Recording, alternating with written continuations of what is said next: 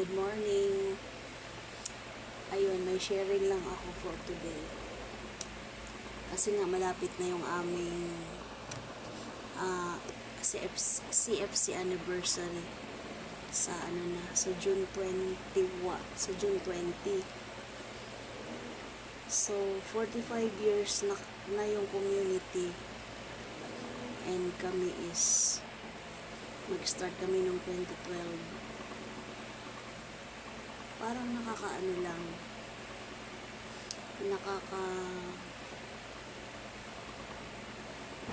masaya, nakakasaya ng puso, nakaka-emotional din at the same time, kasi alam mo yun,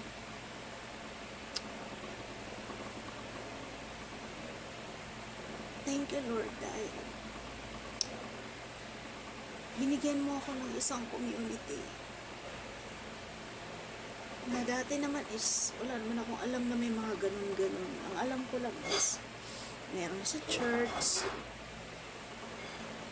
pero hindi talaga ako familiar.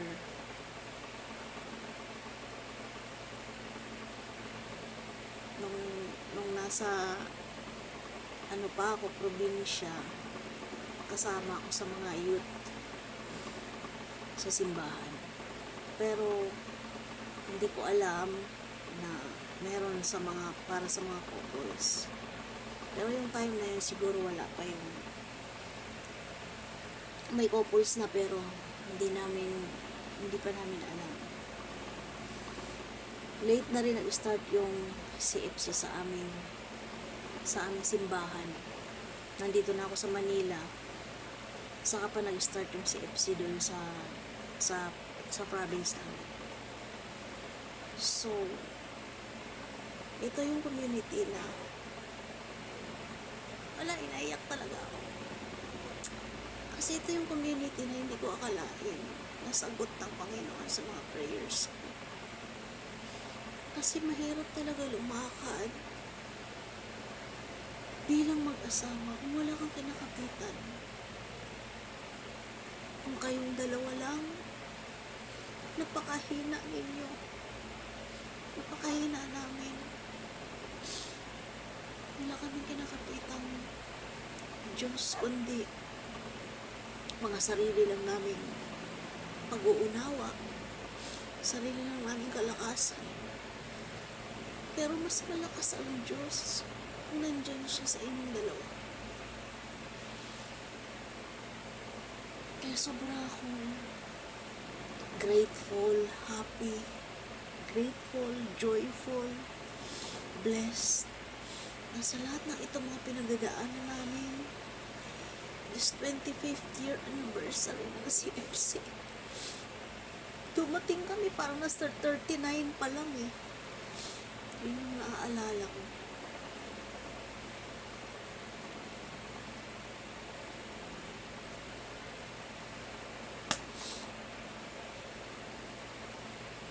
Na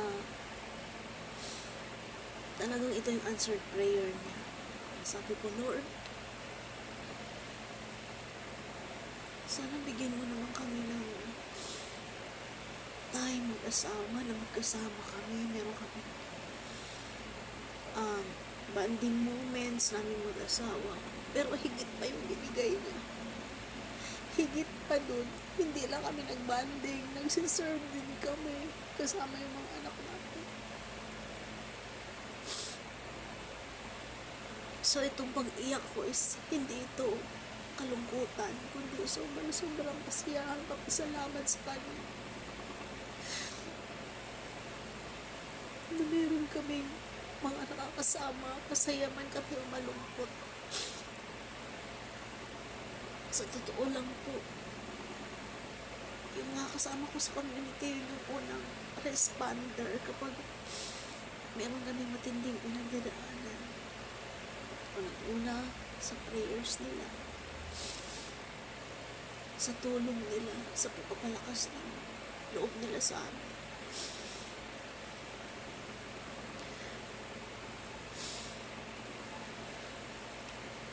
Andiyan naman din yung mga kamag-anak ko, pero pinakauna talagang nagre-response. Pinakauna namin nilalapitan is yung aming community. Ang dami na namin mabibigat na laban na sila yung kasama namin. Kaya talagang sobra akong nagpapasalamat dahil sa kanila, dahil sa presence nila, naramdaman ko yung pagmamahal ng Panginoon sa bawat unos, sa bawat hirap, sa bawat takot, sa bawat pag-alala. Dahil nandiyan sila. So maraming salamat, Lord, dahil ito magse-celebrate kami ng 45th anniversary ng CFC. Salamat, Panginoon. Maraming salamat. And I hope yung ibang mga mag-asawa na wala pa sa community, mag-join kayo ng mga community sa simbahan, katulad dito sa CFC. Nasa simbahan din naman, nagsiserve din kami sa simbahan, nagmimisyon sa mga mag-asawa na alam mo yun, yung malalaki na yung mga anak o kahit maliliit pa, kung meron kayong opportunity na mag-mission, i-grab ninyo yun dahil hindi na babalik yung pagkakataon na makapag-serve kayo. Ang gandang gawin yung pumunta ka sa ibang bansa, sa ibang lugar na nag-mission kayo mag-asawa, kaysa pumunta kayo dahil namasya lang kayo, or basta iba kasi yung pumunta kayo sa isang lugar na merong layunin, may purpose, and idadagdag na ng Panginoon yung sinasabing nakapasyal kayo.